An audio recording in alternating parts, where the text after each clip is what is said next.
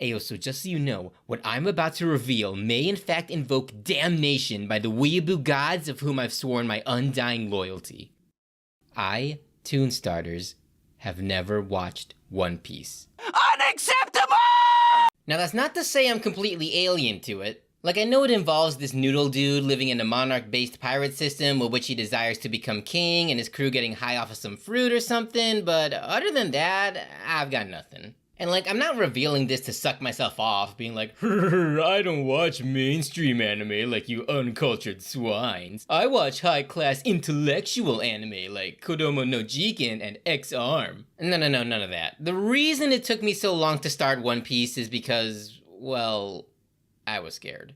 Long runners of the anime variety scared the bejeebers out of me, man. As a kid, I physically could not watch a series unless I started at the very beginning. I was a hardcore completionist back in the day. And back in YouTube's prime where you could only find episodes split into like 3 parts and in that glorious 360p, that shit was just too tall of a task to undertake, you know what I mean? And of course, the more episodes that came out, the more intimidating it became, and the more I justified myself, blah blah blah, self-fulfilling prophecy, you get the picture.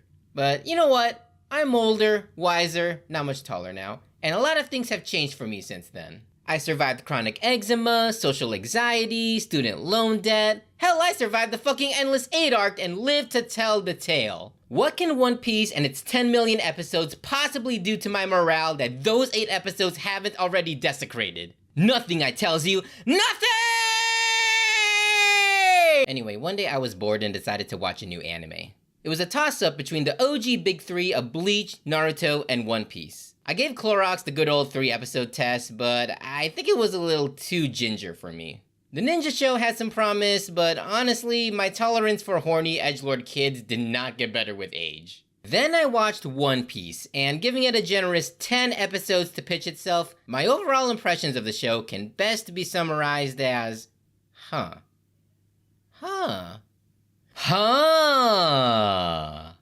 so here's what I'm understanding so far. The world of One Piece takes place in some kind of Earth variant where piracy is technically illegal, but so ubiquitous that it's kind of a legitimate occupation. Anyway, the head honcho of pirates hid the world's most tasteful One Piece somewhere, and now half the world's population want their paws on it. Our main dude, Monkey D. Luffy, comes in wanting to be the Pirate King despite having no money, no resources, no sense of self-preservation, and no experience. Which is fine, by the way. Just because you don't have all the skills yet doesn't mean you can't find success in your chosen career path. Anyway, after saving this cabin boy from his evil sugar mama, he helps the dude recruit his first crewmate, Corona Rona Zoro. And you know, for a ruthless bounty hunter, dude's honestly super chill. Like, yeah, he's got a taste for blood and is not above terrorizing little kids, but he also seems like the sort of guy that'll buy you a beer if you just ask politely. So after they piss off the Top Gun fandom by revealing the Navy sucks, they decide to find the equator but can't navigate themselves for shit. So then they recruit their third crewmate, Hello Nami! Think Fujiko Mine mixed with Blue from Pokemon Adventures. Anyway, she decides to use the guys as bait to steal Pennywise's loot. But when the jerk completely vaporizes a whole city block, she's like, yeah, this was probably a bad idea. So now that they got the token girl on the team, it's time to recruit the next person in the very next episode? Wow, already? This show works fast. On the next island, they find this local town crier putting the moves on this Ojo-sama chick. He ends up discovering a plot to assassinate her, but the dude, as endearing as he is also kind of a wuss. So what on earth is the guy supposed to do? Well, I don't know, because that's about as far as I got. So now that I've watched the whole 10 episodes out of the 1,000 plus that are currently available, I'm obviously qualified to be talking about the finer points of the franchise in perfect detail. I alluded to my rising interest while watching One Piece, and I stand by that. First episode I was like, oh, that was a nice little adventure. Then when Zoro was fighting the overcompensating Navy guy, I was like, dang, that was pretty neat. Then we got to the part with the dog, the clown dude, and Nami stealing my heart, and I was like, holy crap, that was actually a lot of fun in retrospect. And now we're at the stuff with Usopp and the assassination plot, and I'm like, oh shit, they want to kill the girl and the fake butler guy's gonna get her inheritance! Do something, Usopp, I believe in you! Yeah, they got me, man. One Piece fucking got me. Which surprised me because I do not care about pirates, like, at all. It's probably in my top 3 in my list of story genres that I'm entirely indifferent about. So the premise alone was also keeping me from giving the show a fair chance. But once I actually sat my ass down to see why it's essentially the godfather of the modern manga and anime industry, I found myself, wait for it, wanting more. And that's fucking crazy, cause nearly every other long-running shonen I felt was like some measure of a chore to get through. Gintama is probably the one I stand the most, even if the show's humor can be a little too explainy at times. My Hero Academia is good fun, but I'll be damned before the girls actually have, like, a purpose. Then there's the 200 episodes of Fairy Tail I watched. Yeah, I'm not talking about that. But somehow, One Piece, in only 10 episodes, has managed to sell me a world that feels richer, wider, and more alive than any of them. Now, I'm sure all you OP boomers have already made 2-hour-long videos analyzing the lore, the masterful world building, and Oda's god-tier ability to foreshadow shit 300 chapters prior, so I'm not gonna bore you with my half-assed attempts to do the same. Rather, I want to talk about why One Piece got me hooked like cocaine, whereas other shonen anime I tentatively dropped like KFC's fried chicken. Right off the bat, One Piece really sold me with its format. Now, I don't know about you guys, but I'm really not a fan of, like, arc-based storytelling. And I know that's kind of the staple with pretty much any fantasy series, but that's just not, like, how people's lives work, man. Like, can you imagine hitting up your friends and being like, yeah, the job interview storyline was kind of underwhelming, but things really picked up after the buying a TV arc. Oh, dude, did you see the episode where I found a raccoon in my backyard? Nah, I skipped over that because I thought it was filler. Like, One Piece still does the whole arc thing, but it's definitely not as egregious as, like, Food Wars is. Luffy may be the MC of One Piece the series, but he's definitely not the MC of One Piece the world, if you know what I mean. We may be following the guy's crew because this is ultimately his story, but even when he's not charging in and wrecking shit, everybody in this world is still off, living their own lives, facing their own problems, and chasing their dreams. Even the douchebags like Buggy and the butler dude, as cartoony as they are motivated by the very same real emotions that you might find in your local neighborhood asshole. You know the old saying, everyone is the main character of their own story? Well, that is especially true with this show.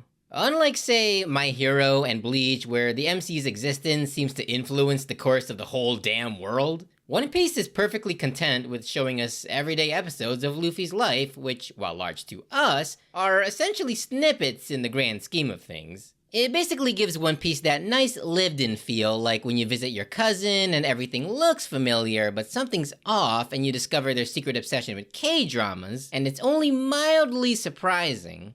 The second thing that stuck out to me about One Piece is the art style. Now, as much as I love modern anime and can absolutely tell every black-haired, medium-sized everyman dude apart from every other black-haired, medium-sized everyman dude, even I'm not immune to the plague that affects most anime in which waifus are processed en masse through a cloning machine to only have slight variations in hair and eye color. Granted, that's not really a shonen thing, but you get what I mean. One Piece designs are thankfully the gold standard right now. In real life, I admittedly cannot remember people for shit, so you can bet I was prepared for the worst when I found out One Piece has like a million ass characters. But to my great surprise, this has not been an issue for me. Yet. Like, even if I can't remember everyone's name right now, they still left a lasting impression on me because, my god, these designs carry so much variance and personality. Like, show me a few pics and I'll be like, oh yeah, that's the kid who wanted to join the Navy. Oh yeah, those are the goons that Zoro scared shitless. Oh yeah, that's the blonde chick who honestly looks basic but stands out because she contrasts so well against everyone else. One Piece doesn't do any of that copy and paste bullshit like another aforementioned series. Everyone stands out without trying too hard to be extra, and that's hard to come by in an industry suffering from a female nose shortage. The last thing I want to bring up is that One Piece has a very compelling philosophy that I have yet to see in any other shonen series. Despite Luffy and the Straw Hats being officially the good guys of this story, they're not actually the good guys of this universe. Little side note in case you forgot like I did. Pirates are bad. god. They steal, they ravage, they kidnap, they murder, and historically terrorize innocent people in the name of greed and hedonism. And One Piece is not innocent to this. Pretty much all of the organized pirates in the show are collective assholes who are rightly viewed with scorn and derision. As for our leads, the Luffster is probably the most respectable one here, as his definition of pirate is more focused on the treasure hunter aspect of it. Kinda like Jake and the Neverland Pirates, just, without all the rope, pillage, and plunder. But then you got the rest of the crew who fit the more traditional definition of pirate. Zoro's a commercial killer, Nami's a kleptomaniac, and Usopp's a chronic bullshitter. And yet, without a shadow of a doubt, Luffy's gang are all fundamentally good people. So what is going on here? Well, one thing that One Piece makes abundantly apparent is that there's a clear divide between one's character and one's ambition. Most of the shitheads the heroes encounter kinda blend the two. In addition to doing the pirate thing of stealing, lying, and hoarding treasure, they all have pretty scummy attitudes to boot. The Straw Hats, on the other hand, are clearly a morally gray lot. My man Luffy just can't wait to be king, but won't intentionally fuck people over to do so, and will even assist those in need if he finds himself responsible. Zoro wants to be a master swordsman, but he also talks a lot of shit without crossing the line into full-on dickery. Then you got Nom Nom, who's a greedy little bitch that puts money over her friends, but the latter is still a close second. And last you got Long Nose, who's a coward that only talks a big game despite striving to be the perfect Seaman. Seaman. Essentially, the morality between your goals and your personality is running a tad perpendicular with this crew.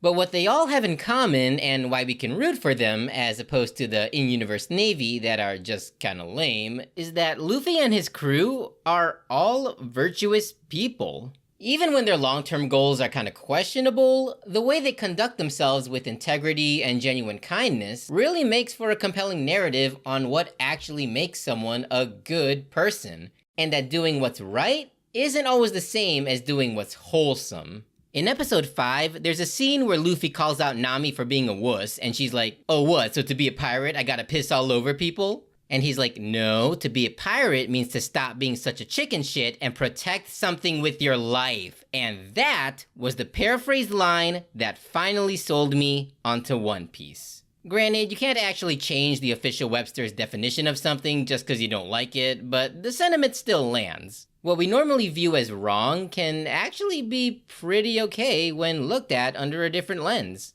As far as One Piece is concerned, what you do for a living isn't always indicative of your merits as a person, and compared to other shonen shows where the lines between good and evil are a lot more binary, One Piece is just very refreshing for me.